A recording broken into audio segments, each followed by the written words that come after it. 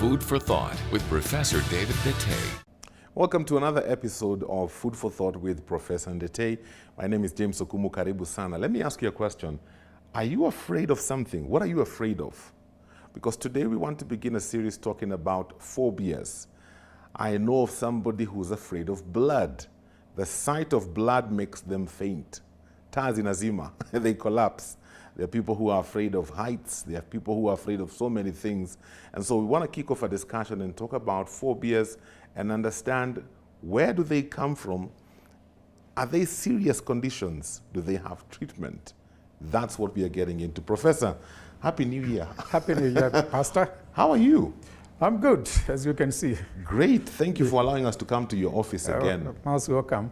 Today we want to look at phobias and understand what these phobias are. Yeah. So it's a common word, but do we really understand what it means? What is a phobia? When somebody says they have a phobia, what exactly do they mean? Well, phobia, using very simple definition, because we are talking to lay people, Yes. is irrational fear.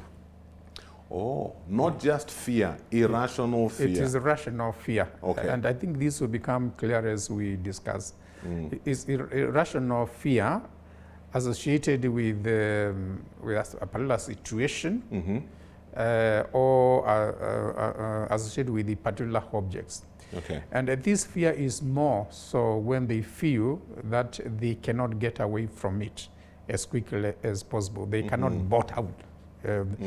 So irrational, more so when they feel that they cannot get out of it. Okay. And it's a very common phenomenon. And there's 1,001 types of phobia. Oh. Yeah, I would even say millions. Okay. Yes. Okay, you said it's common. So do we have a lot of people who have got phobias? Yes, we have a lot of people who have got phobia. And it goes back to very many years. Okay. If you go to Athens, there is a place which is still preserved. It's called Angora. Angora is a marketplace. Okay. It's like Kigomba here. It's like Kinata Market. It's like any market that, so it's a marketplace. Yes. It's called Angora. And people that time noticed that there were people going to the marketplace. And when they happened to be in a marketplace, they behaved in, they developed fear for no understandable reason. Oh. Okay. So they call it Angoraphobia. Angoraphobia. So Angora is the name of a place which still exists. Kigomba in Athens. Yes. So when you talk Angoraphobia, it's just fearing an open place, because by definition, Kigomba is an open place. Kinata Market is an open place. Everywhere I go is an open. So that is fear of a situation. But that was more than 2,000 years ago. Okay. And over time, people have described more and more and more types of phobia. Now, if you talk about fear, I've said is fear of an open space, where irrational, where the person fears that they cannot get out of it. That is a kind of a situation. Yeah. A situation may be outside there. It can be also in the house. And then there's what we call social phobia. That is being out in a place where you are required to speak. I mean, I think for politicians, one thing... They don't have that one. Politicians don't have that one. Well, Yeah. Politicians have very many problems, but that's one problem they don't. Yes, yes. Yeah, and then fear that is specific to particular situations. So Angoraphobia is fear of being in very open spaces. That is a kind of a situation. Okay. But you can also have other fears that are limited to specific situations. Like when I was a student, we had this person who used to call, and I used to see very many cases of what they called housebound syndrome. bound syndrome. What is that? I will explain. Uh-huh. It's like, and it used to be more common in women Okay. than in males. I don't think we have looked into this in this particular kind of illustration. But a person with this condition called housebound syndrome or condition is like that. They are so much afraid of going to an open space. Oh, okay. Yeah. They don't want to go to the market. They don't want to walk where other people. So they just stay at home because that's where they feel safe. It's though they call it housebound syndrome. Okay. And when you talk to a person with the housebound syndrome, what you discover is that they had fear of being in an open situation. So they would rather stay at home. And they are, of course, it starts with Angora, a marketplace, but there are very many other situations where people can get the fear. Okay. Like being in an enclosed place, claustrophobia. And as I said, I would like to avoid technical terms. In fact, I was going to ask you that question because when I was looking at phobias and different kinds of phobias, what I recognized is that they have very strange names. Yeah. They are very strange names. Yes. And please, these are technical names. Yeah. Instead of calling it claustrophobia, why don't you say fear of being in an enclosed place? Yes. Yeah. Instead of saying fear of, say, fear of going, say, in a theater. Yeah. There are people who don't want to go to a theater or even to your church. And when they come, you can easily recognize them. Yeah. Oh, okay. And I don't want to be describing anybody who goes to a church. That is interesting. Yeah.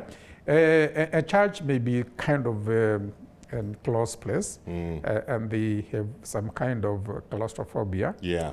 So when they go to a class or an auditorium, do you know where they like sitting? Right next to the door. Next to the exit. At the exit. Yeah. I'm not saying there's anything that's wrong with the sitting at the exit. I think many of us, when you go to church or you go to a classroom, there's a place that you like to sit. Some of them like sitting at the front, in the middle, or there's no reason why you have chosen a place. It's just because you have got used to that. Okay. And there's perfectly wrong, nothing wrong with that. Is perfectly normal. Yeah. But when a person sits near the exit, because there are times when they feel completely enclosed in, they want to escape as quickly as possible. Yeah. So it means this condition, being in a situation or associated with an object, and you have problems, it's rational, and you have problems of getting out of it or escaping, then it means the definition of phobia. Okay. So those are the main general groups of situations, objects, social. Okay? Situations, objects, and social. Yes, those are the main categories. Okay. And the pastor, do you know why I'm so proud talking about this? Tell me. It's because the guy who first described phobias very well and is quoted all over the place, happened to be my teacher. Oh, At the Mausley Hospital. His name is passed on. His name was Isaac Marks. And he did a lot of, he went to the hospital records, and over a period of 10 years, those people were very meticulous. Not like us today. They were very meticulous. He went through all the records, and then he realized that in that hospital they was treating very many different types of phobias. Okay. And I think more than anybody else in recent times is the one who described, so let's say, gave it a very good scientific study. It was Isaac Marks from the Institute of Psychiatry, mostly also to be specific in London. Okay. Now, when it comes to, we can go back and talk about Angoraphobia or claustrophobia and how it presents. Other situations are as many as you would want to mention. There are Okay. so many situations in life. I'd say it can be the class, it can be the church, it can be theater, it can be in an open place, and then it may present in different types. The one that is full of names that are Greek, the different types of specific phobias that are associated with the objects. Okay. And these objects may be, say, a chameleon. You know those nails that come out when it rains? Yes. Hey, my mother, if she sees a snail. Yeah. No, I'm not even talking about a snake. A snail. A Snail, yes. Snail. A snail. A snail, yes. My mother is afraid of snails. We had one staff here when Yes. it rained. If you come to my office, there's a cupboard in there. Yes. Some of the offices. Yeah. And it had rained, and on this side and this side is edge, so that you walk here. And as she was walking, and it had rained, she saw a snail. She screamed. It was as if there was a big thing, Yes. calling the people to come and help. So we ran away thinking that it was a snake. Wow. Only to find a snail. Yeah, and what would we do? We just started laughing.